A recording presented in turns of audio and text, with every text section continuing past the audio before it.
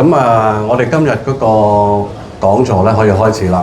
嗱，咁今日咧由本人咧，我代表公司啦，同大家介紹咧，我哋兩個王牌嘅產品。第一個而家見到嘅就係呢個叫做矯脊床啊。咁下一個咧就會係變頻波。咁首先自我介紹先嚇，我姓余嘅。咁呢度個個叫我阿 Lam， 大家好，打個招呼啊。係你好，係啦。咁我相信啦，大部分我而家望到嘅都係一啲嘅新朋友啦，咁有冇試過我哋呢張健脊床㗎？有冇人未試過或者試過㗎？未試過嘅咧，舉手。先生未試過。咁即係其餘大部分都有試過啦，係嘛？但係咁我哋呢張健脊床點解會成為我哋嘅王牌咧？佢其中一個好大嘅原因咧，就係可以改善我哋嘅脊椎，係啦。咁點解要改善脊椎咧？因為我哋脊椎咧其實都會出現好多個問題啊。咁最常見係啲咩啊？坐骨神經痛。坐骨神經痛係嘛？咁我哋脊椎有啲人成日話脊椎咩啊？側彎啊，係啦。咁見到咧喺背脊後邊望埋去咧，見到人成個背脊咧係彎彎地嘅。係啦，咁除咗脊椎側彎之外咧，就係最常見就係啦，去到我哋嘅腰椎嘅時候咧，就會出現一啲叫坐骨神經痛。咁原因係啲咩咧？因為一陣間我會講到㗎啦，因為我哋嘅腰椎咧，我哋有5節，係啦。咁呢5節咧係 L1、2、3、4、5。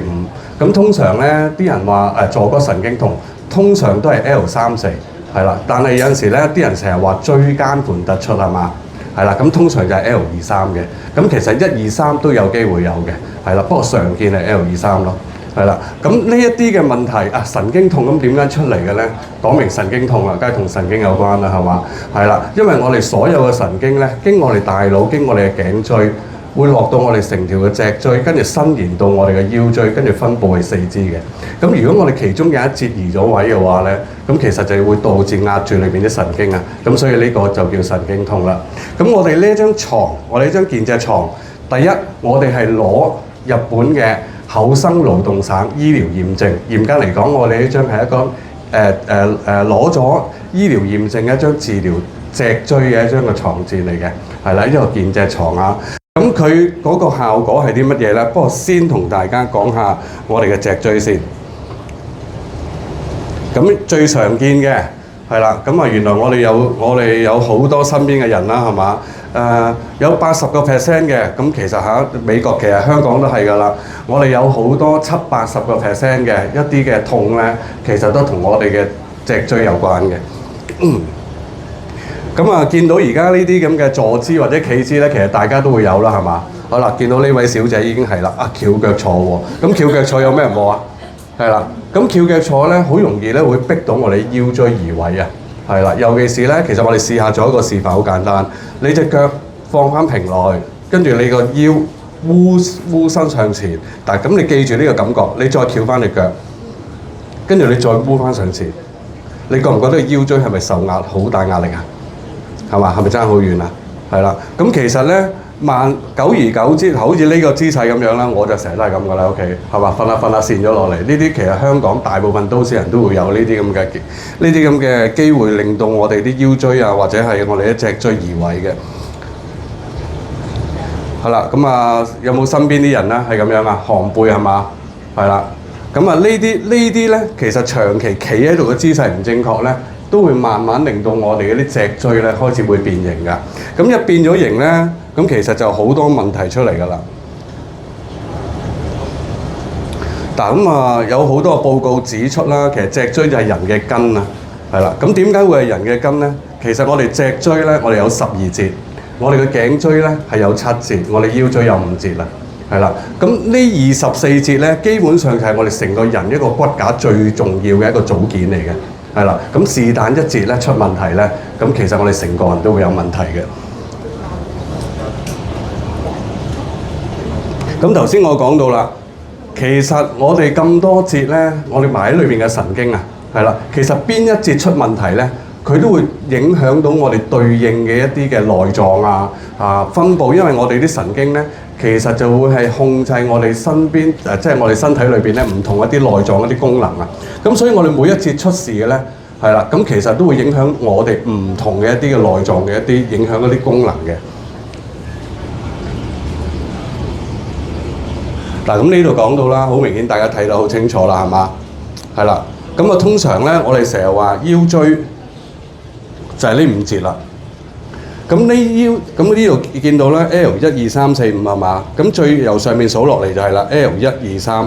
咁 L 2 3咧就係頭先我哋成日講嘅椎間盤突出啦。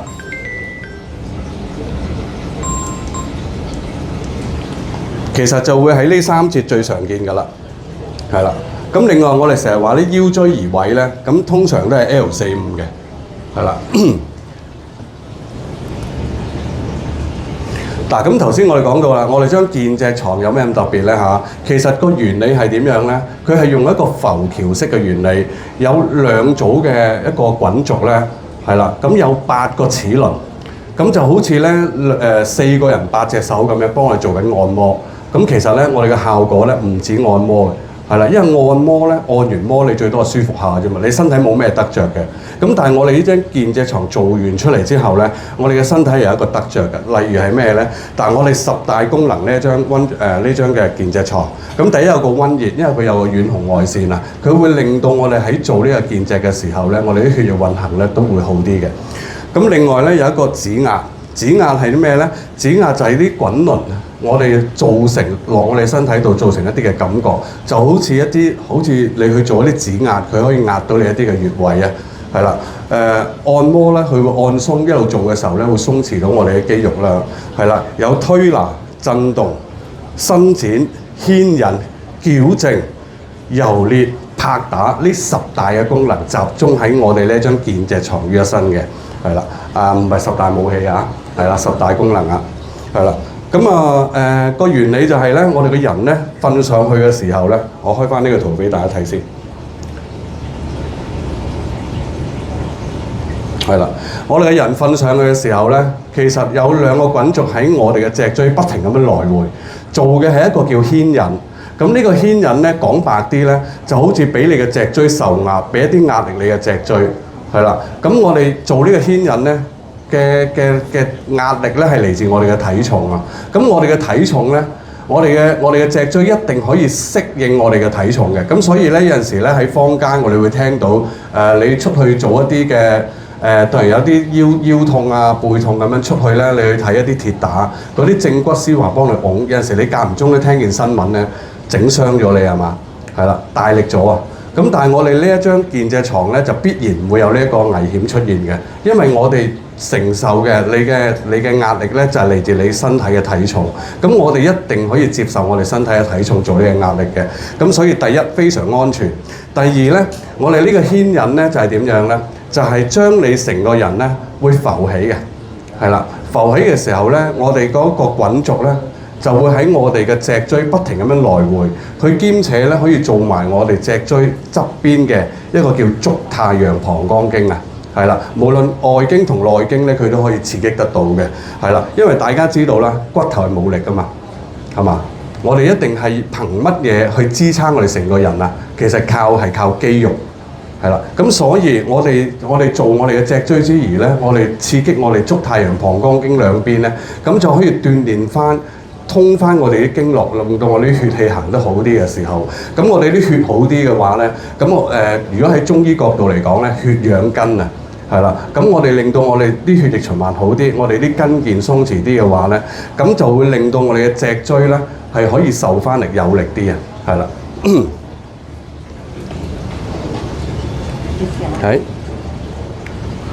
係啦，咁其實坐骨神經痛頭先我講啦，壓住啲神經啊嘛，或者脊椎周圍壓住啲神經啊嘛。係啦，咁我哋呢一張床其實係點樣做嘅咧？你瞓上去嘅時候，我哋用翻我哋體重做一個壓力，做一個牽引，俾壓力我哋嘅脊椎，咁佢咧就會向中間嗰一點咧自己會縮翻入去嘅。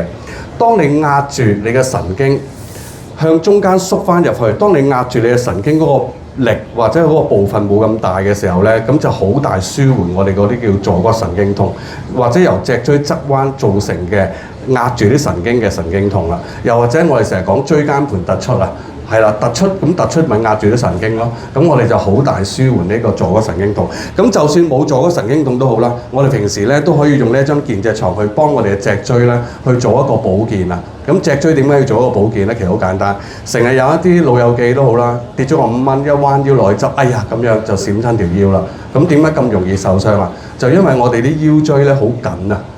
係啦，你發唔發覺年紀大咗咧，我哋都矮咗少少嘅，因為我哋有個壓縮啊嘛。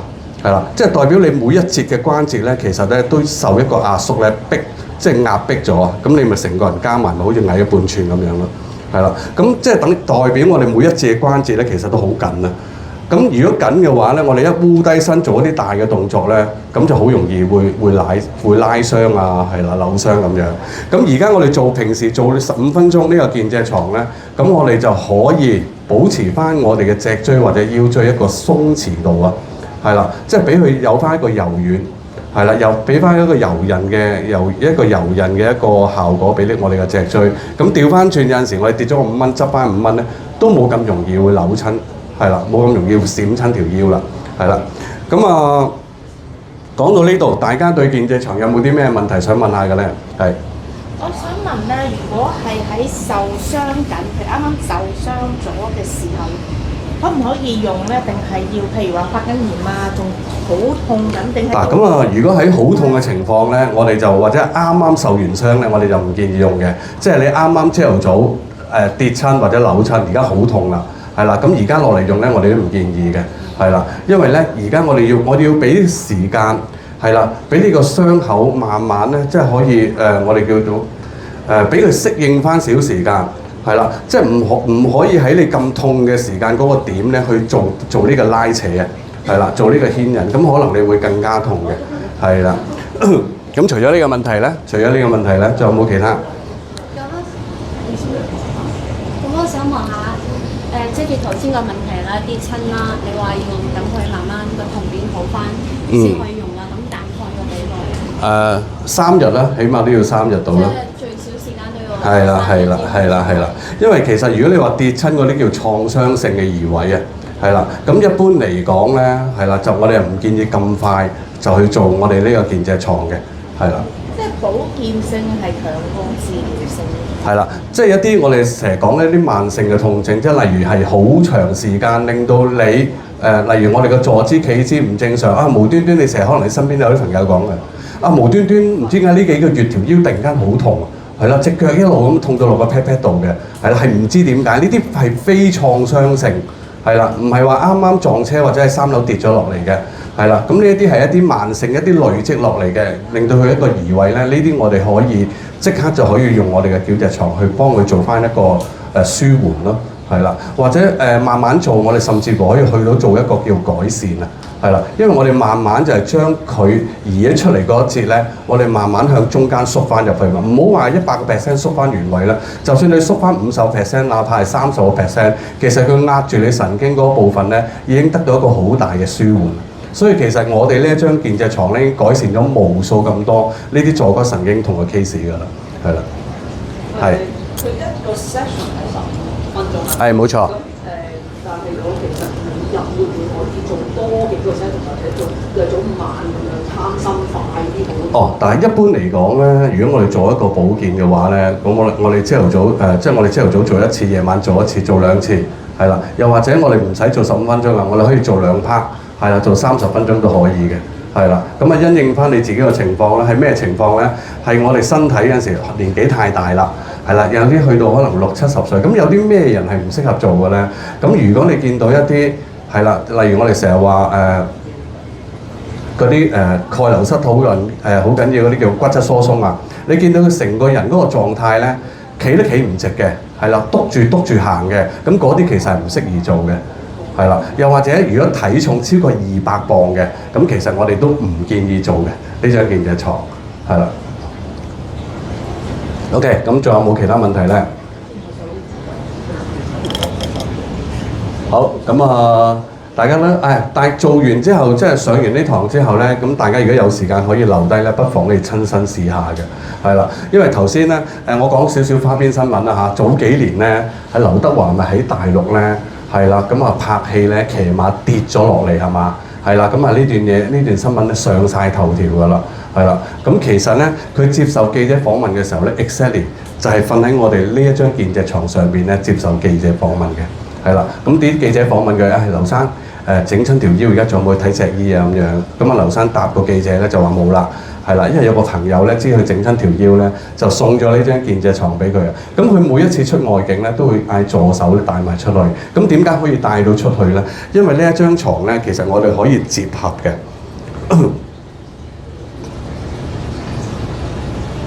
係啦，我哋可以喺中間呢度咧摺埋佢，跟住咧一個手抽，咁就可以拎走噶啦。咁去到一啲地方有電嘅地方，其實你就可以用得到噶啦，打翻開佢就可以用噶啦。係啦，咁所以佢答個記者咧，而家已經係冇睇脊醫噶啦。係啦，出親外景咪嗌佢助手帶埋出去咯。係啦，咁其實咧送俾佢嗰個朋友，我哋都知係邊個嚟嘅，就係我哋其中一個好資深嘅會員啦，就係葉德嫻小姐啦。係啦，咁另外。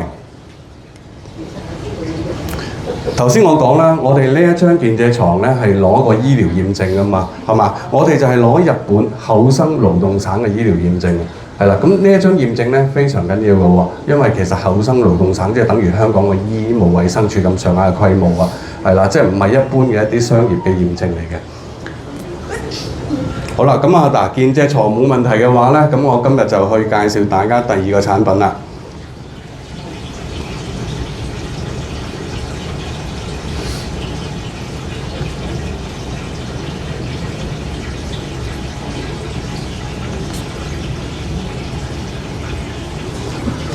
嗱，呢個產品咧都同頭先我講嘅有少少關係嘅，因為頭先我講嘅都好大部分都講到神經啊嘛，係嘛？咁而家我介紹嘅呢一部咧就係我哋其中嘅有一個王牌啦，叫變頻波，係啦，就係而家大家咧見到呢一部啦，係啦。咁而家大家見到呢一部咧係2.0啊，係我哋嘅變頻波嘅2.0，係啦。咁而家咧，我同大家介紹下乜嘢叫變頻波。咁變頻波對我哋嘅作用係啲乜嘢，同埋佢針對嘅究竟係啲乜嘢啦？咁頭先我講啦，呢一部儀器咧係針對我哋嘅神經。咁針對我哋嘅神經，我哋嘅神經又係啲神經有咩問題啦嚇？咁講少少花邊新聞啦嚇。咁原來一個成年人嘅神經咧，駁埋一條直線咧，有幾長啊？哇，長到你唔信係嘛？長到喺地球可以去到月球喎，係嘛？係咪好誇張啊？係嘛？我初初聽嗰時都唔信㗎，我即刻咧用隻手去 Google 一下，原來係真嘅喎，係嘛？咁你諗下啦，我哋咁長嘅一段嘅神經咧，喺我哋人嘅身上邊咧，其實是但有一部分少少輕輕出咗問題咧，都好影響我哋成個人嗰個功能嘅，因為我哋全身咧其實都係要靠一個神經嘅傳導啊。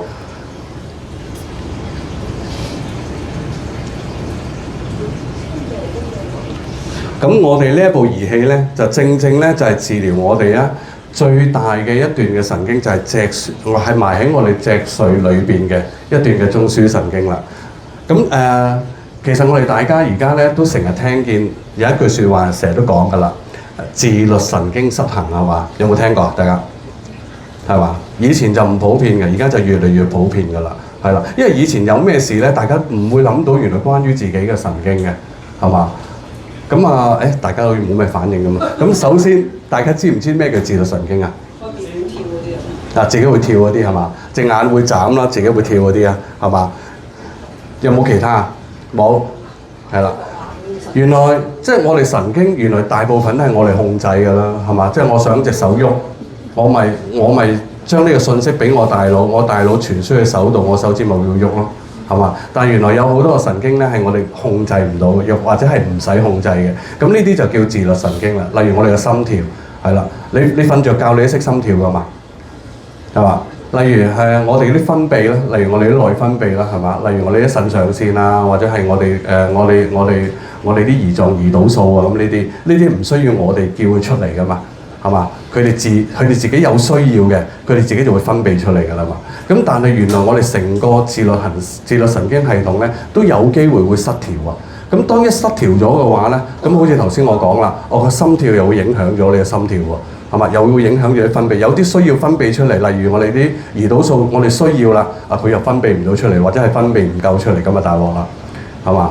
咁原來經過統計咧，我哋啲呼吸啊，我哋啲排泄啊，呢啲全部都係同我哋嘅自律神經有關嚇。原來經過統計咧，4個人就已經有1個咧自律神經咧係有問題嘅，係啦。不過睇下有幾嚴重。原來自律神經有問題咧，牽涉到好多嘅一啲嘅病徵，例如而家大家見到㗎啦，所有你哋見到嘅嘢咧，其實都有機會同自律神經有關嘅，係嘛？瞓唔着覺、頭痛，係嘛？你頭痛，你點會諗到你自律神經有問題嘅啫？係嘛？例如腹瀉係啦，便秘、水腫、手腳冰冷，其實呢啲原來都有機會同我哋自律神經有關係嘅喎。係啦，耳鳴，大家有冇啊？可能坐喺度，大家都可能有，大家每個人都有2、3個呢啲咁嘅症狀啦，係嘛？全部都同自律神經有關嘅。嗱，咁我哋點樣去改善我哋嘅自律神經？你知啦，神經我哋大部分都喺我哋嘅頭裏邊噶嘛，但係我哋頭咧，我哋有一個頭腦啊，係啦，去保護住佢嘅。咁所以我哋點樣都接觸唔到嘅。係啦，我哋針灸又針唔到，係嘛？我哋 touch 佢唔到嘅。咁唯有咧就係呢一組呢啲神經經我哋嘅頸椎落嚟嘅時候咧，佢就會經過我哋嘅脊椎，係啦，佢就會由個大腦經我哋頸椎一路伸延落我哋嘅脊椎嘅時候咧，咁我哋呢一個變頻波咧，亦都有第二個名就叫做脊椎通電療法啦。我哋就係去改善由我哋頸椎以下。腰椎以上呢一大段喺我哋人嚟講咧係最大嘅一段嘅神經系統，係啦。咁我哋就係用呢部變頻波，用2個貼，第一個貼黐喺你嘅頸椎下邊，另外一個黐你嘅腰椎上邊，等呢條脊椎成條都可以受通電啊。係啦，咁我哋用呢個變頻波將我哋個變頻波打咗落去你哋嘅中樞神經度，打咗落呢個脊椎神經裏邊嘅時候咧，咁其實咧，我哋唔需要咧自己去調教一啲即係例如我哋搞一個度數，係啦，即係其實乜嘢叫做中州波？其實呢一部變頻波咧，佢裏邊嗰個技術咧就叫中州波，係啦。咁大家有試過我哋嗰啲低州波啦，係嘛？咁又低州波又中州波，咁究竟係啲咩嚟嘅咧？因為所有呢一啲咧係由電頻轉化為波頻嘅。咁呢一啲我哋就講一個叫 Hertz。咁如果一般頭先我哋喺出邊試嗰啲放隻腳上去啲嗰部叫低州波，咁佢介乎喺幾十係啦至到百幾個 Hertz。咁但係如果去到中州波嘅話咧，就起碼由1000起步去到4000不等。係啦，咁呢一個 Hertz 就係叫中州波啦。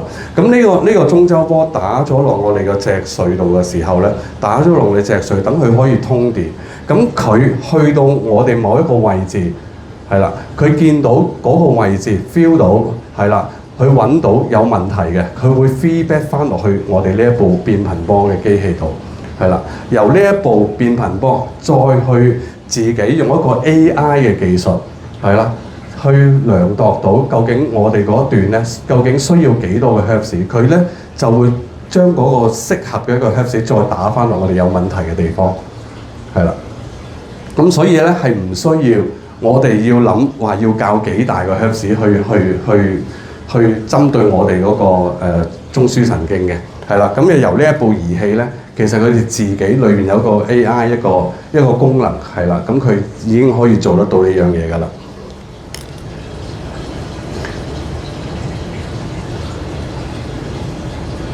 咁同埋咧，我哋成日話有啲神經痛係嘛？咁原來我哋另外有一個好處咧，就係可以 block 咗我哋，因為我哋所有嘅痛咧都經由神經去大腦，你先感覺到痛㗎嘛。係啦，咁我哋呢一度咧有一個技術咧，可以 block 咗我哋嗰個感覺痛嗰個神經啊，即係令到佢嗰個你感覺到痛嗰個感覺咧，可以減低好多嘅。嗱，咁呢一度有一個展報啦，不過都係多年前嘅，咁不過值得同大家分享一下嘅。咁呢個就係用一個脊椎通電療法喺日本咧，呢個頭條嚟嘅，係啦。咁啊上咗個頭條，係啦，就係講呢一個人咧，佢其實瞓咗喺床上邊咧，係啦，咁啊成為植物人咧已經相當多年㗎啦。咁啊用咗呢個脊椎通電療法之後咧，竟然咧可以坐翻起身彈吉他。咁當然呢個只不過係眾多案例裏邊其中嘅一個啦嚇。咁呢啲咧就喺日本研究㗎啦。咁因為咧其實變頻波係一個日本嘅技術嚟嘅。咁你見到有好多研究咧，都係啲日本好著名嘅博士啦。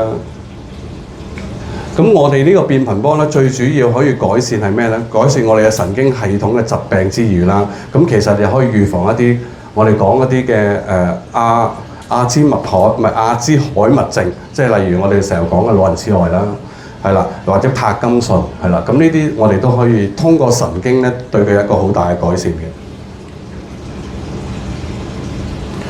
好啦，咁頭先我講話痛啦，咁原來咧我哋呢一個變頻波咧，其實去刺激到我哋啲神經之後咧，咁其實我哋大腦咧就會分泌多咗一個物質咧，呢個物質叫腦內啡啊，係啦，咁佢呢個腦內啡咧，其實就係有止痛嘅作用嘅，係啦，咁呢個腦內啡其實比嗎啡咧可以做一個止痛嘅作用咧，仲要係好多倍嘅，係啦，比嗎啡更加厲害，更加會卓越啦嗰個效果出嚟。係啦，咁佢亦都會咧釋放更多嘅啲血清素啊，係啦，咁可以防止大腦老化啦同埋萎縮嘅。咁佢令到我哋嘅腎上腺咧都會加多嘅，咁可以提升我哋嘅免疫力啦。係啦，咁呢兩位就係日本好著名嘅博士啦，係啦，咁佢就係研發呢個變頻波嘅技術嘅。咁同埋我哋變頻波亦都可以攞咗好多國際嘅一啲嘅驗證咧，不過最重要，亦都係攞咗我哋日本出口嘅時候攞咗我哋日本厚生勞動省嘅醫療驗證嘅，係啦。咁有好多嘅證書啦，係啦。不過最重要，我同大家講一點，呢個變頻波嘅技術咧喺韓國嘅公立醫院咧其實係用緊嘅，係啦。咁呢個變頻波你見到啦。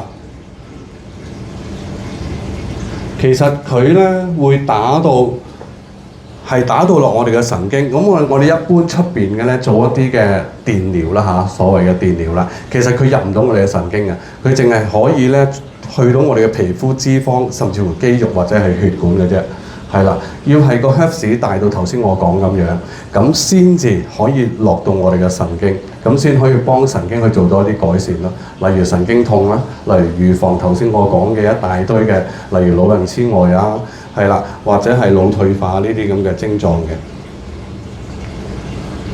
好，咁講到呢度，其實呢啲研究出嚟咧，都係講一啲俾一啲臨床大家睇下，一啲數據大家睇下，一班人有幾多個人用咗係啦呢個變頻波，咁之後咧無論佢智力啊、記性啊有幾大嘅改善嘅啫，係啦。咁大家有冇咩關於變頻波嘅問題想問下咧？大家都好清楚啊，係嘛？我想問你頭先話佢有 AI 呢一個嘅係啦。咁但係本身佢又有度數喎，咁我如果係要用嗱個度數咧，其實你可以喺呢度俾大家望一望。其實我哋個度數教係教咩咧？我哋教強弱啊，即係有幾多呢個微電流係啦，有幾多呢一個中州波嘅微電流啦，呢個生物電咧打落個身體裏邊。但係至於個 hertz 數有幾高咧，唔係我哋教嘅，係啦，係由呢一部儀器咧佢自己去 tune 嘅，係啦。咁所以亦都唔需要我哋教咯。咁所以呢個咧就係嗰個變頻波係啦，呢個技術獨有嘅。係啦，咁所以喺出邊咧儀器咧，你揾唔到有呢個 AI 功能，係啦，即係自己可以追蹤到，係啦，我哋當然係有問題嘅地方，我哋需要用幾多個 hertz 去幫佢做一個改善嘅，係。我撞到有啲案例咧抑鬱，你點樣幫到佢改善到抑鬱？因為因為佢哋講佢哋而家定點先啊。係，咁首先咁講。我哋咧係多啲刺激去抑鬱其實係情緒病一種咯，係嘛？咁情緒病咧，咁其實咧好多時啲醫生都會開，係啦，開一啲叫血清素啊，係啦，去穩定翻佢嗰個病情噶嘛，係啦。咁而家咧其實咧，我哋就係梳理翻你成個嗰個神經系統，我哋唔係單止係例如醫情緒病，我哋唔醫病嘅。係啦，我係即係好似我哋啲產品咁樣，我哋唔係醫病，我哋係改善翻你成個人。係啦，我哋改善你成個嘅體質，等你嘅體質提升，免疫提升，自己去打翻贏場病啊嘛。係啦，咁如果係因為我哋某一部分我哋嘅神經系統出咗毛病而引申出嚟嘅問題，而我哋正正就係用呢一部儀器去梳理翻我哋成個中樞系統，係啦，成個一個嘅神經嘅中樞系統。咁等呢個系統正常運作翻嘅時候，例如有啲嘅分泌，有啲嘅物質就可以適當咁樣。係啦，色素咁樣可以分泌出嚟嘅時候，咁就由佢個即係由呢一樣嘢咁樣慢慢等佢嗰個你講嗰個抑鬱症係啦。男女老幼都用可以咁講，係啦，可以咁講。咁我又撞到啲 case 咧，年青嘅男子嚟嘅，因為佢腦裏邊由細到大都有血瘤，咁啊某個時間係爆咗，就所以佢而家要攞住個拐杖行路嘅。好健成。咁啊，另一個 case 咧就係佢爆咗咧，會唔會係可能因為佢喺邊個位置啊？唔知邊個位置，係啦。但例如，行路啦。又會唔會影響？即係有冇幫助？當然有啦。嗱，頭先你呢個 case 我唔太清楚佢邊度爆咗，但係一般嚟講咧，我哋成日話中風，咁中風知道啦，係嘛？係大腦我哋啲血管閉塞。咁令到咧嗰個大腦某一個部分係啦，佢令到個腦缺氧啊，即係個血管喺嗰個位置爆咗嘅時候，令到嗰部分腦缺氧，咁慢慢就令到我哋嘅細胞或者神經組織受損，係啦，咁啊喪失咗或者缺乏咗某一啲身體嘅功能。咁我哋做呢一部儀器咧，我哋就係慢慢恢復翻佢嗰個神經啊。係啦，我哋做翻靚佢嘅神經，就好似我哋瞓落張床話做翻靚你個血液循環咁樣，去疏通翻一啲你本身係堵塞咗一啲嘅經絡咁樣。係啦，我哋係去慢慢令到佢嗰個神經系統咧恢復翻，跟住再透過一啲嘅我哋一啲肢體嘅一啲嘅鍛鍊，係啦，令到佢可以有某一啲動作可以做得翻純熟翻，係啦，我哋就咁樣做嘅。仲有一個咧就係上個星期嘅同一個家長30幾歲。咁咧，佢嘅仔咧係18歲樓下嘅。咁咧就唔好彩，就係一攤咗喺九龍灣嗰邊有個北區兒童醫院嘅。攤咗喺度。咁好似而家你咁嘅儀器幫唔幫到佢？攤，我首先要知道點解會攤先，係啦，因為攤到你會唔會係因為撞車令到成個脊椎受損，又或者係佢啲大腦啲細胞已經有大部分中風係啦。但咁中風頭先就係講過啦，因為我哋其實就係某一部分我哋大腦嘅細胞缺氧，咁即係某啲神經都會受損咯，係嘛？係啦，咁呢啲受損咗嘅，我哋要去修復，咁其實係好困難嘅。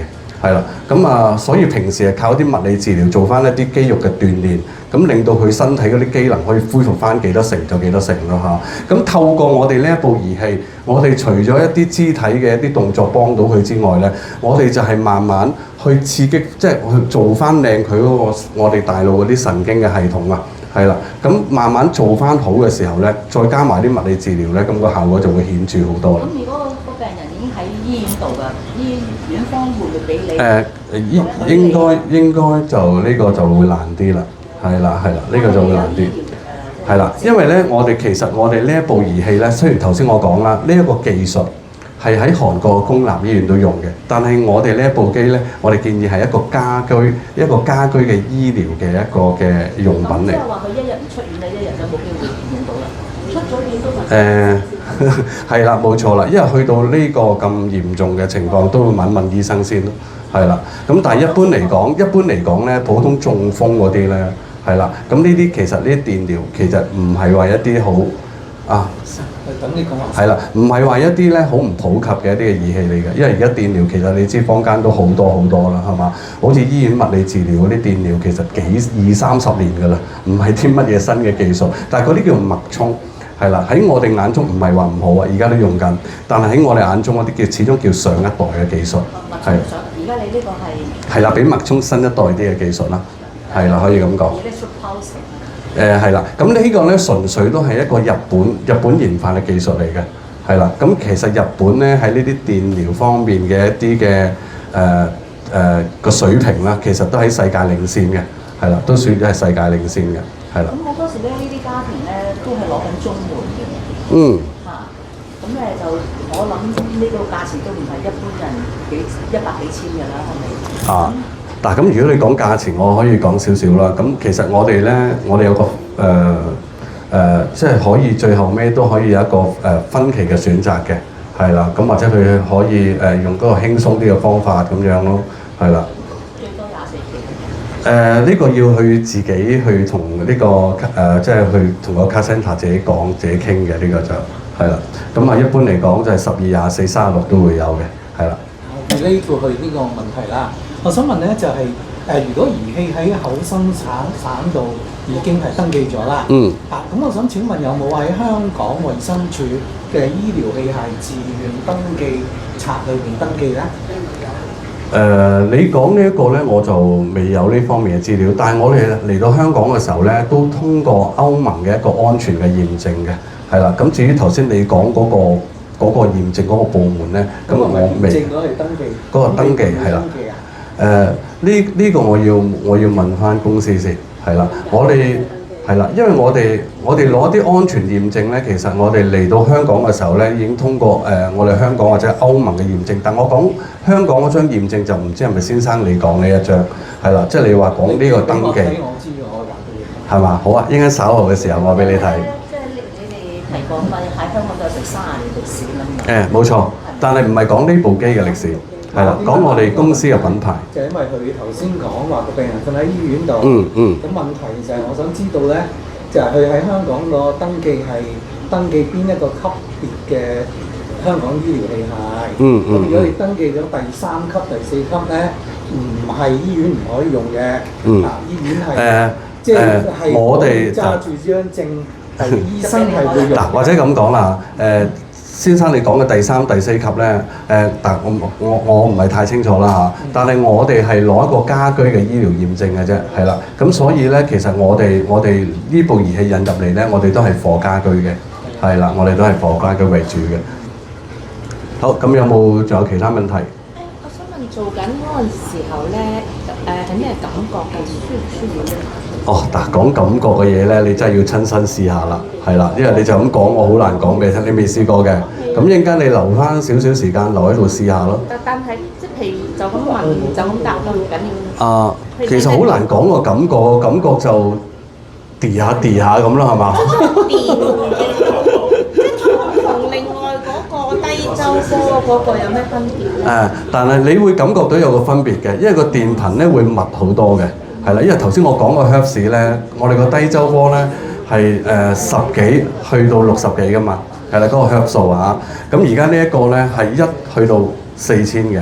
同埋咧，咁譬如大約要做幾多次先容易感覺到有一個 difference 咧？因為你都知啲內分泌嘅自己。咁呢個我又好難講話幾多次嘅。係啦，即係冇一個標準，因為都唔同 case，可能你都要唔同嘅次數，你先見到一啲嘅效果出嚟咯。係啦，但係如果一般嚟講，痛症係啦，但係你講到我哋講個神經修復，我哋就冇咁容易，你會見到話有嗰個好明顯轉變，或者你會 feel 有咩 feel 到啦。咁但係如果一般嚟講，我哋講痛症或者呢部儀器做痛症嘅話咧，咁痛症你就容易 feel 啲啦。係啦。譬如我腰骨痛咁樣，如果係咁講，我會唔會用頭先嗰個脊椎嗰個改善，咪然後好似會可能會即時過呢一個其實我擔心但係或者又咁講，我哋去喐翻，即係我哋可以喐翻你嘅脊椎去移翻位，其實唔係話做1次2次可以有呢啲嘅效果出到嚟嘅，係啦。咁但係如果你話想而家呢一刻你痛，你有個按壓嗰個效果咧，你鬆咗啲，你會即刻覺得。呢一個我覺得比較困難去令人哋感受個好處，就係因為佢係講緊啲內分泌，頭先你都講啦，我哋都控制唔到又唔知變咗我就覺得可能要多少少即係你哋嘅經驗去話俾我哋聽，點樣令到人哋覺得佢使得㗎、掂啊、幫到你㗎，即係因為個即時效果唔明顯啊，想問下啲意見。但係如果你想明顯，因為我上次聽嗰人佢講解呢部機嘅時候咧，喺日本嚟嘅，咁佢就話咧，因為佢撳嗰啲咧，佢嗰個中收波咧，係會令到你嗰個感覺，所以整體嚟講咧係最係。但係即係睇到嗰個電極咧，就係長嘅嚟講咧，啊，講得唔錯啊，即係上次有聽書啊，係啦。咁因為我補充啦，嗱，佢嗰個原理先生咧，嚟，佢個原理咧就係用變頻波啦。咁嗰個變頻波咧係可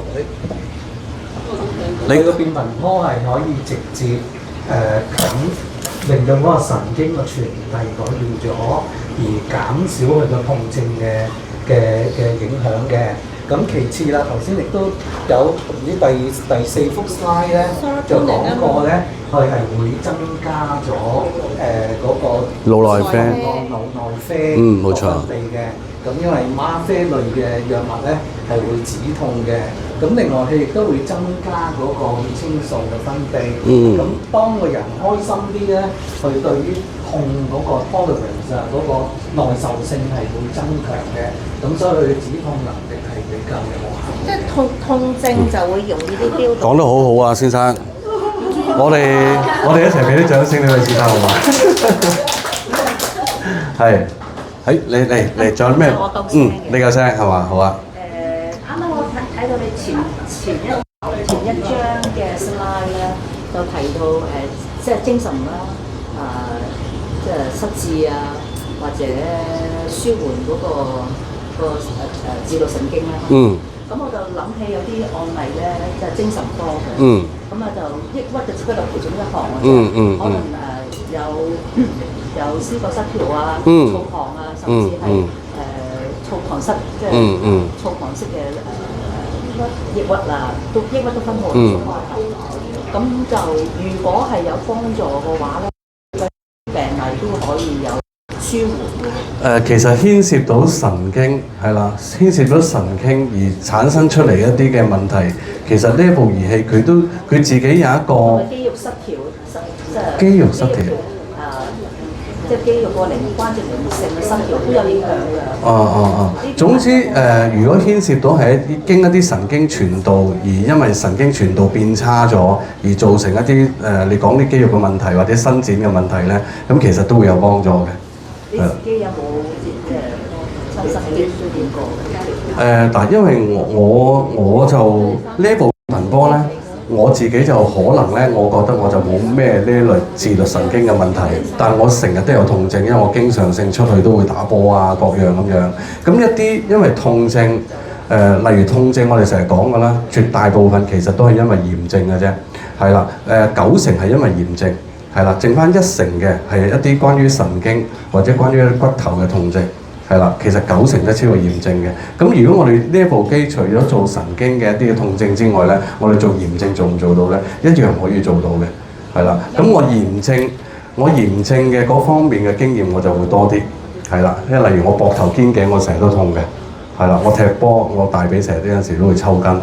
係啦，咁啊呢啲我就翻到屋企做嘅時候就好大舒緩咯。呢啲係啦，其實而家有好多呢啲職業嘅運動員咧，喺半場休息嘅時候咧，翻到入去咧，啲隊醫咧都會幫佢左貼右貼。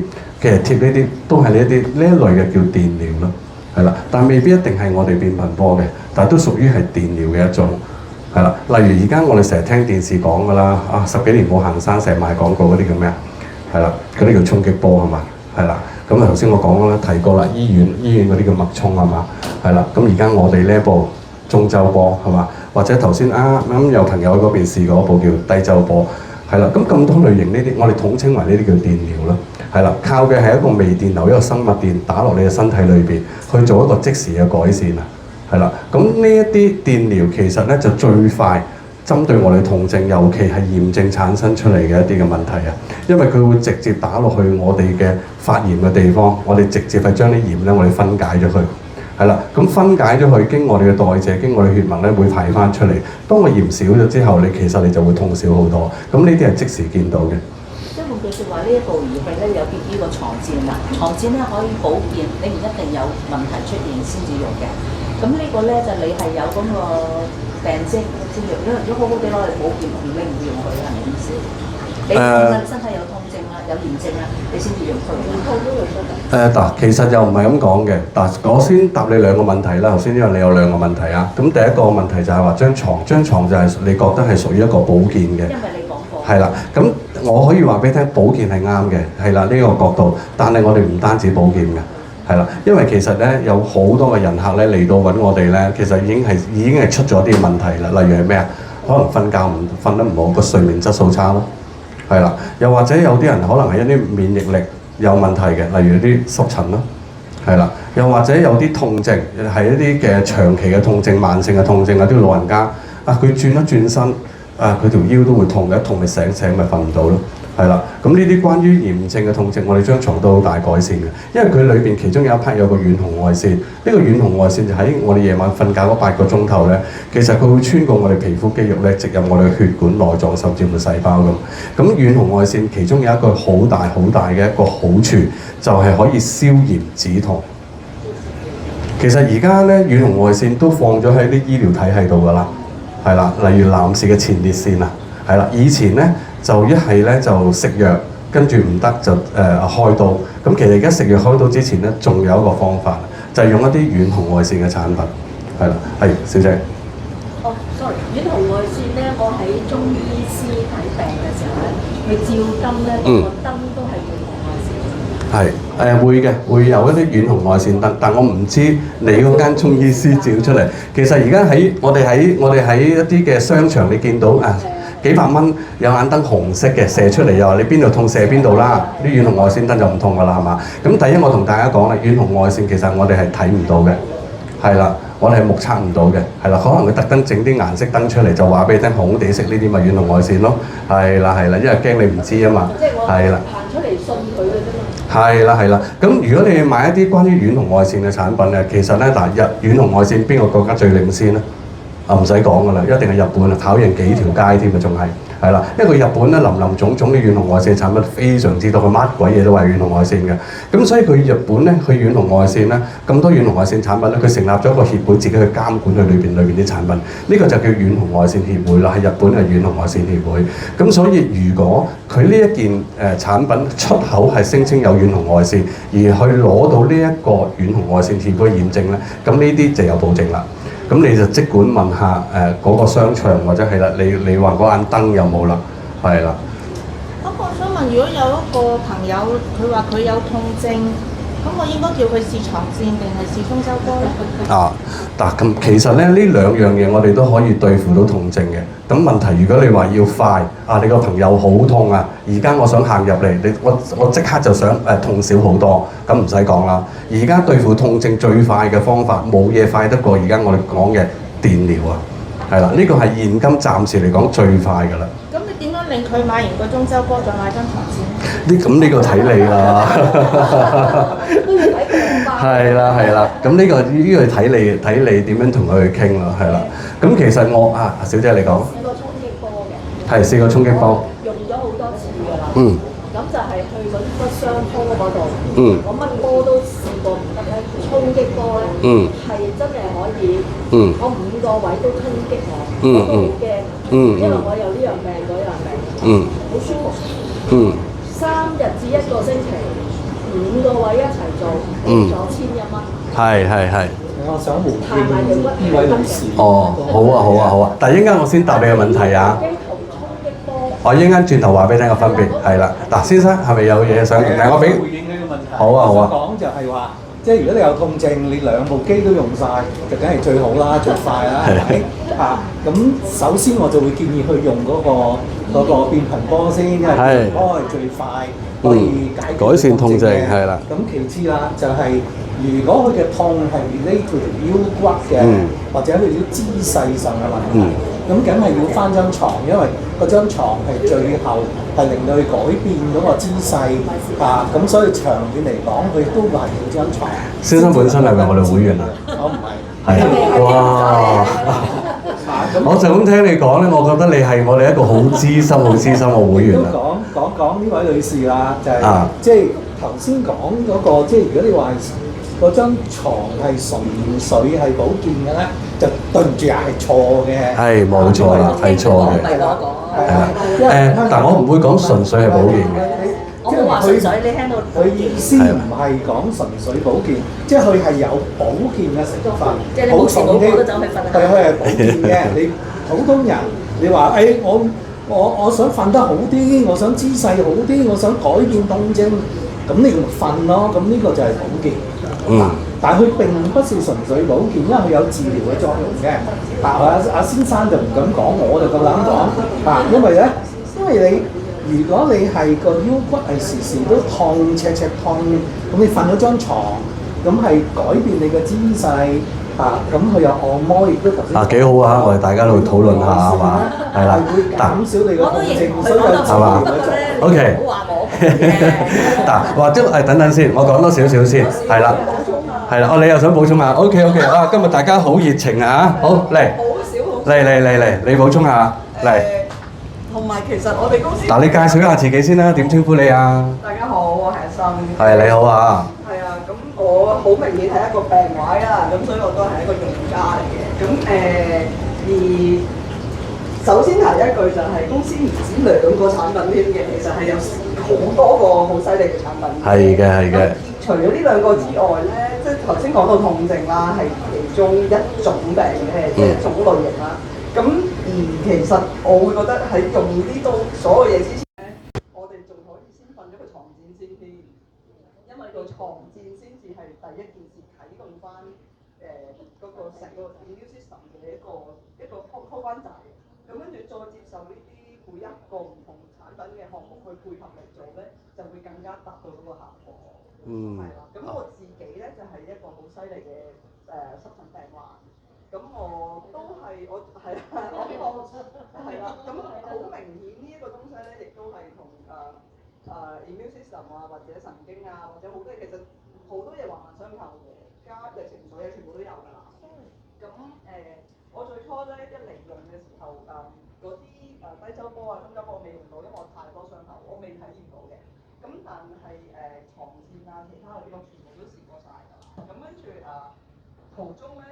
阿南Carol 嘅多位 advisor 咧，其實俾咗好好嘅意見我嘅，就係佢睇我應該要做咗個床墊先整鬆嘅，因為我最初一嚟嘅時候咧，成個人好緊，我就成日好貪心就想去，我即刻整我自隻條拉鬆咗佢啦。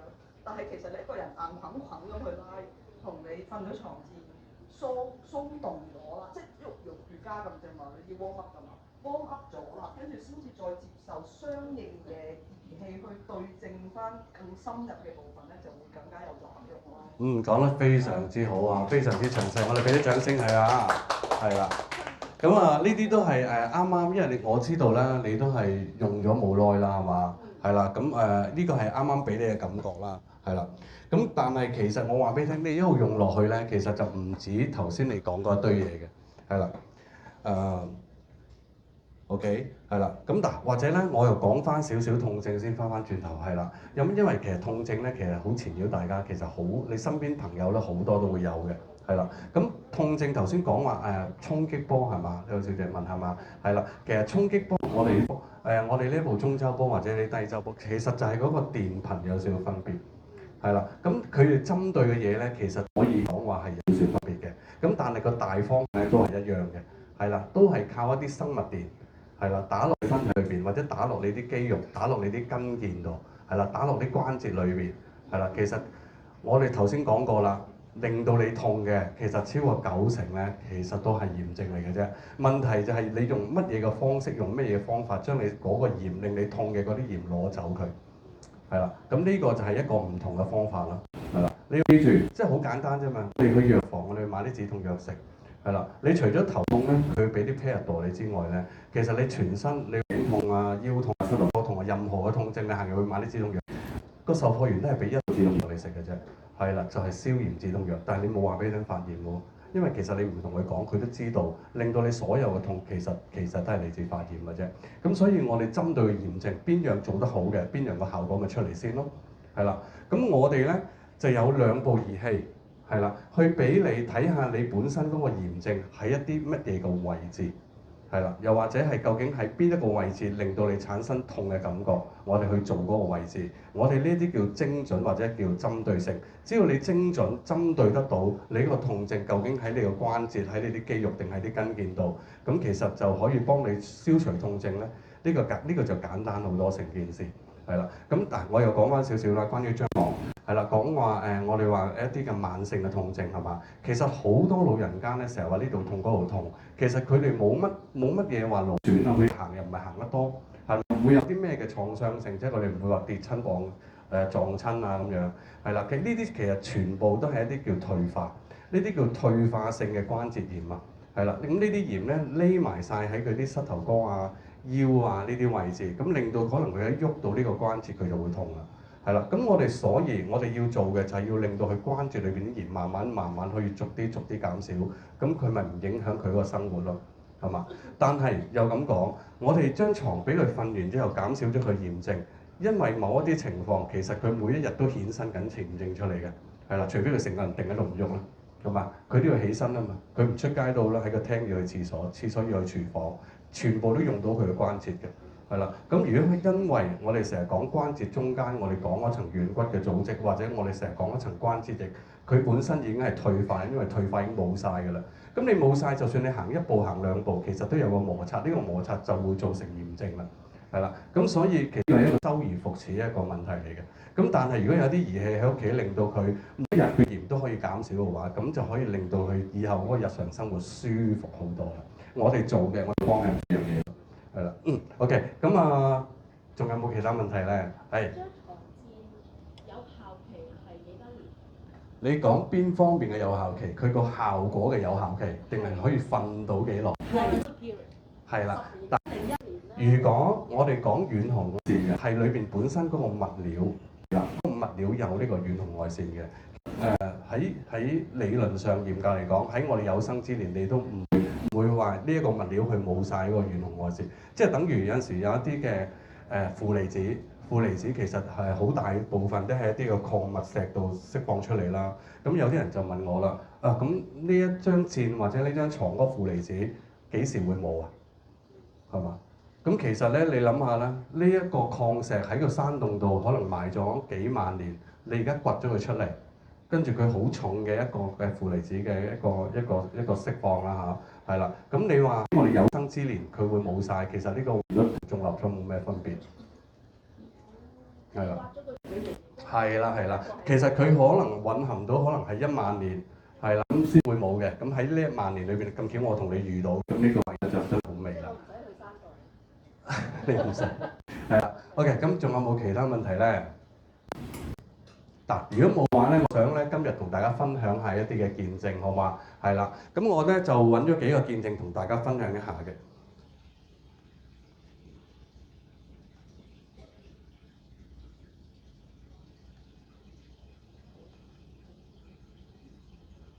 嗱，咁今日非常好啦，大家好熱烈啦，係嘛？好多問題，好求知欲啊，大家。咁陣間你哋大家見到啲見證咧，其實又可以問下㗎喎。其實呢啲見證咧，環繞我哋身邊好多個朋友，或者甚至乎我哋屋企人啊，其實都會發生到嘅。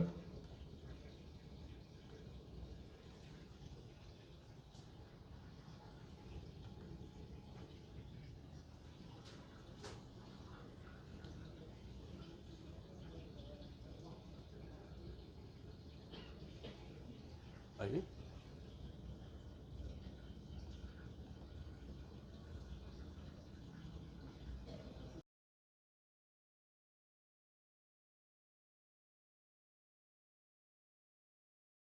我哋其實佢嘅眼咧有一個癌症，有個 cancer 嚇，係啦。咁喺15年嘅時候咧，做咗好多次嘅化療啊。咁至一啲唔好嘅情況發生啦嚇。阿 Colin，幫我攞2嚿電咧，電係啦。嗱，咁你見到啦。咁喺15年3月，咁其實咧即係喺事發之後個零月之後。係啦，咁用咗我哋張溫泉節，咁你會見到個情況，而家嘅情況咧係咁樣係嘛？大家望一望，咁跟住落嚟咧，大家可以睇到，嗱，你呢一個咧就係過咗大約半年之後，用咗我哋嘅床墊，大概半年之後，係啦，咁同埋而家咧再近期少少嘅，係啦，咁你見到一個好大嘅改變，係嘛？但又或者好似呢個鼻咽癌啊，係啦，咁可能我哋身邊咧。有翻上一年紀嗰啲係好多都會有一啲嘅呢啲嘅情況發生啦，係嘛？即係有呢個癌有嗰個癌咁樣係嘛？咁咪有啲人離開。咁其實原來一啲嘅治療嘅方法咧，其實而家對付癌症其實有好多嘅，係啦。但係有好多研究出嚟話癌症太熱啦，係啦。原來話去到42度左右一個溫度，係啦。咁佢哋嗰個即係嗰個活躍咧就可以減慢啦。係啦，咁我會阻慢佢哋話點樣會啲癌症會周圍發嚟發去，走嚟走去咁樣，即係可以抑制得到，係啦。咁越嚟越多研究有呢啲研究出嚟㗎啦。咁而家咧就係用一樣啦，喺14年嘅時候咧，咁又係瞓咗我哋張床墊啦嚇。其實好多咧都係關於我哋張床墊嘅。咁你見到可能下邊我遮住咗啦，係啦。喺14年嘅9月之後咧，咁去到15年嘅3月，大約咧係半年嘅時間，你見到都有一個好大嘅改變，同埋個精神，我哋成日講個精神狀態咧，大家見差好遠。今日難得啦，有啲女士係嘛，可以望一望，哇！呢個肥妹咁係嘛？係啦，肥唔肥啊？呢個其實我成日同啲客解釋咧，同自己差唔多啊。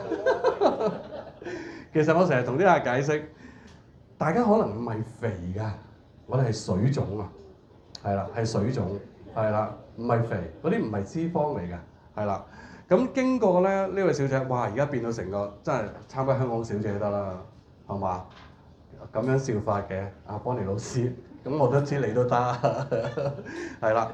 咁用咗即係好多啲濕氣啊、水腫啊呢啲積咗喺個身體度排唔翻出去啊，係啦。我哋將溫泉墊，咁其實有啲乜嘢嘅好處令到佢可以咁樣咧？係啦，我哋有一個溫熱啊，我哋有一個溫熱嘅功能咧，就係我哋成日叫啲客可以大約兩個禮拜咧，開到張床墊最高溫，跟住咧揾我哋張被冚喺上面，你開佢2-3個鐘頭先，跟住跳入去爆一身汗，係啦。咁我哋就好，你每2個禮拜到做到一個動作，但當然啦，如果呢啲 case 下，咁咪可能要1個禮拜做一次啦，係啦。咁我哋可以幫身體一個好好嘅排毒兼排水嘅，係啦。將一啲廢水我哋平時唔能夠透過我哋嘅毛孔，唔能夠透過我哋去廁所去排翻出嚟嘅，我哋經過頭先我教大家做嗰個動作，我哋就可以咧將呢啲我哋叫逼翻出嚟嚇，去爆一身汗。係啦，咁我哋成個人就會輕咗好多㗎啦，係啦，咁我哋就哇，直頭好似脫胎換骨咁樣係嘛？呢個間唔中都有上嚟㗎，係啦。OK，嗱咁而家呢一個咧，我又揀咗出嚟，因為原來咧我近排咧接觸到2個 case 咧，都係呢一個 case 咁樣嘅紅斑狼瘡。係啦，咁你哋個朋友個屋企人啦，係嘛？其中一個就係啦。咁紅斑狼瘡知道啦，又係同我哋嘅免疫力好大掛鈎㗎嘛，係啦。咁所有我哋嘅免疫力差而造成嘅一啲嘅身體一啲嘅問題咧，我哋唔係再強調一次，我哋並唔係醫病，係啦。但係我哋係改善翻你成個人嗰個體質啊，係啦。其實喺中醫角度嚟講咧，我哋成日講血液循環。係嘛？其實呢4個字好似好簡單，其實真係好難做得到，好難做得到。係啦，血液循環可以簡單嚟講係我哋一個人一個最大嘅一個健康嘅一個滾輪啊。但係呢個滾輪，我哋可以好正常咁樣行嘅話咧，其實我哋成個身體咧都會好健康，冇咩大咩問題出嚟嘅。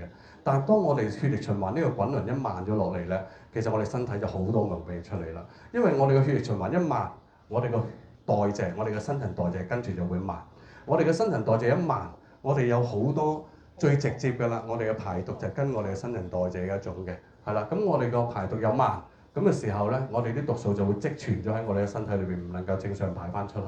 咁慢慢久而久之，我哋身體就會變酸，係啦。咁大家知道啦，一個酸性嘅身體，一個係非常一個弱嘅身體嚟啦，係嘛？其實就係一環扣一環，最主要最前面最大嘅滾輪就係我哋講嘅血液循環，而我哋張床。正就係每日用8個鐘頭嘅時候咧，就係正就係改善我哋嘅血液循環，係啦，令到我哋呢個人嘅最大嘅滾輪咧可以正常去滾動翻嘅時候咧，我哋後邊有好多小嘅問題咧都迎刃而解㗎啦，係啦，咁所以我哋要用好短嘅時間去提升我哋嘅免疫力，我哋嘅血液循環係一種。另外我哋張床有一個負電位，負電位係針對我哋嘅細胞嘅。係啦，令到我哋全身60兆個細胞都可以一個活躍正常嘅運作嘅話咧，我哋個免疫力又可以大幅提升嘅，係啦。咁所以咧，我哋張床就係去改善我哋嘅體質，喺我哋瞓着覺嘅時間嘅啫，係啦。咁我哋對一啲關於免疫力非常差嘅一啲嘅 case 咧，我哋好有，即係有一個好大嘅一個明顯嘅改善嘅，係啦。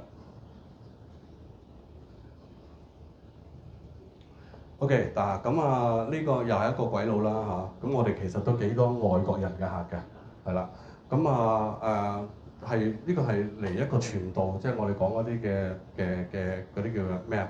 即係成日喺外國嚟到香港做一個傳道一個使命嘅嗰啲嘅人啦嚇，係啦，咁啊佢個食道收窄啊，係啦，咁啊已經係成咗啲固體嘅食物㗎啦，係啦，咁啊要插喉啊，係啦，去食一啲嘅。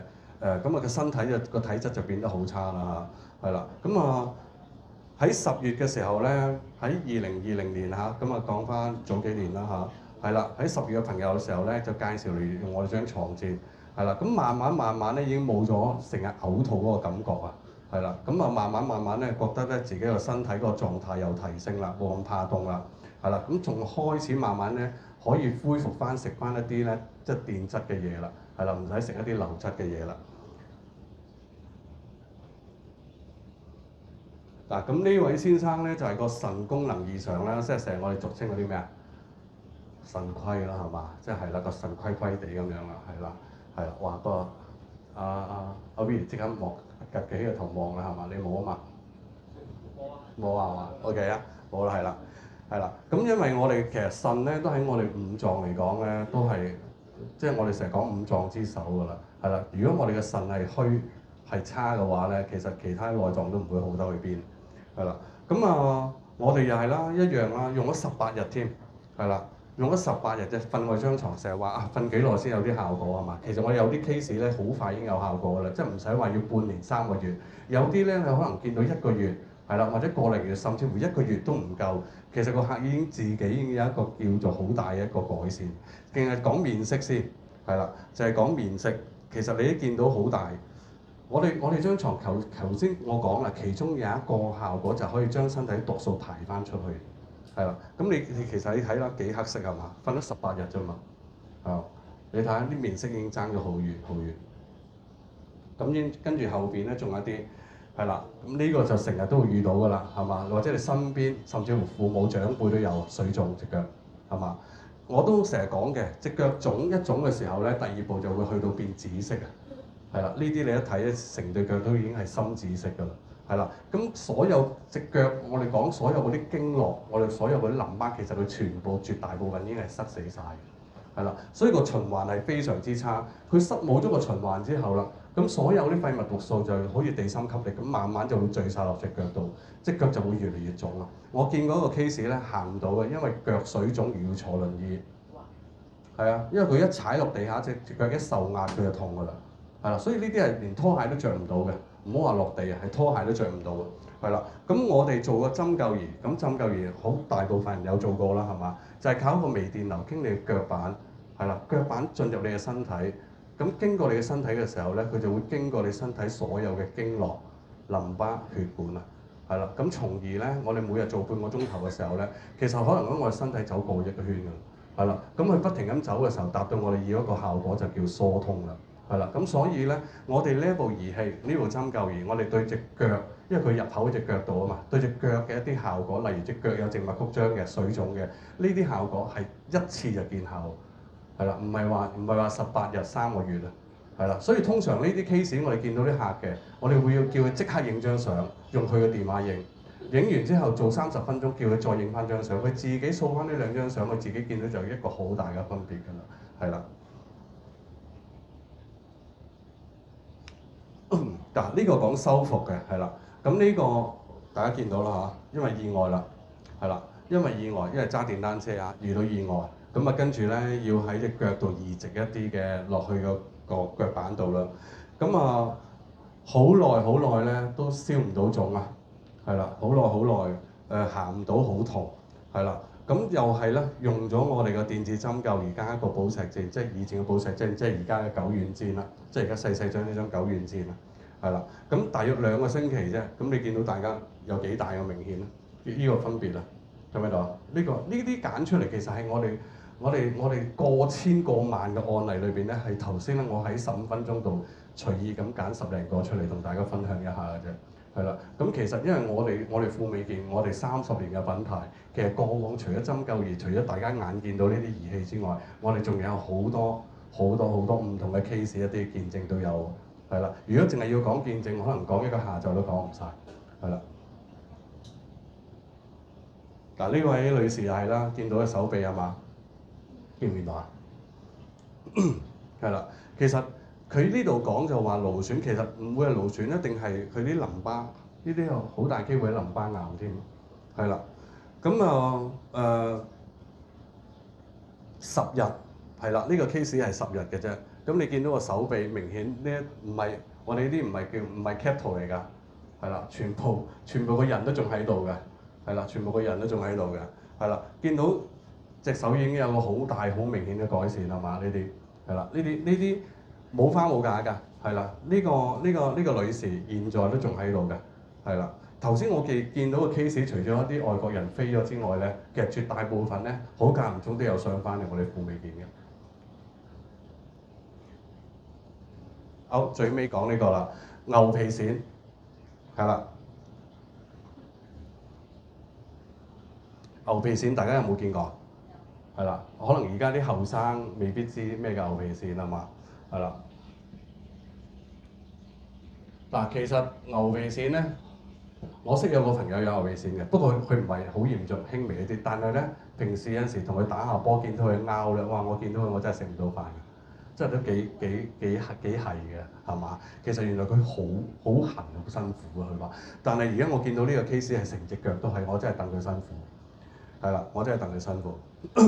咁呢個胡婆婆啦，60零歲係嘛？咁你見到佢腳，其實係呢個 case， 你見到呢個變化係幾多日啊？係2個禮拜多啲嘅啫，16日啊，係啦，係16日就已經有一個咁大嘅改變，係啦，就係亦都係瞓頭先你講啦，瞓我哋張床墊，所以我哋張床墊唔係單一醫某一種咩疾病，我哋唔係醫某一種疾病，我哋係醫你成個人、成個系統，你成個人一個循環嘅系統。當呢個系統你恢復翻嘅時候咧，係啦，咁我哋有好多嘅問題，關於你個系統一啲嘅系亂，或者我哋嘅身體一啲嘅分泌一啲嘅唔正常，係啦我哋成個人嘅一個循環嘅 system 咯，包括我哋個血液循環啦，係啦，包括我哋全身成日講啲經絡，係咪？而家成日都睇廣告啊，蛋啊，鄭丹瑞咪成日都講嘅，不通則痛啊嘛，係啦。咁我哋就係要全身，無論我哋講嘅，咁佢講嘅不通則痛，當然唔會講我哋血管啦，因為血管你生喺醫院啦，係嘛？我哋講嘅係我哋全身啲經絡，係啦。咁我哋成個系統都唔應該有出問題嘅。一出問題嘅時候咧，我哋盡快要揾一啲方法去做一個改善。如果唔係後邊嗰啲就大問題啦。好啦，今日咧咁講到呢度為止啦。咁好多謝大家咁熱情嘅參與啦嚇，係啦。我哋如果好啊，跟住嚟 BC 咧都有啲嘢同大家講下嘅。好，我哋俾少掌聲，有請 BC 先。多謝阿 Lam 啊，非常精彩啊！而阿 Lam 就每次都係咁多人㗎啦。平時咧佢喺展覽會咧都係做開場嘅，咁都係好多。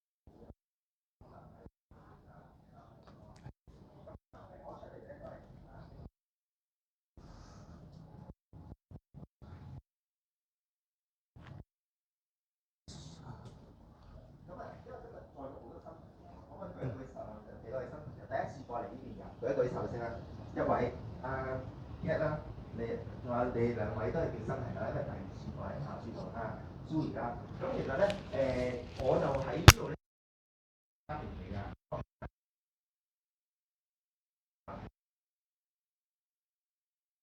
今日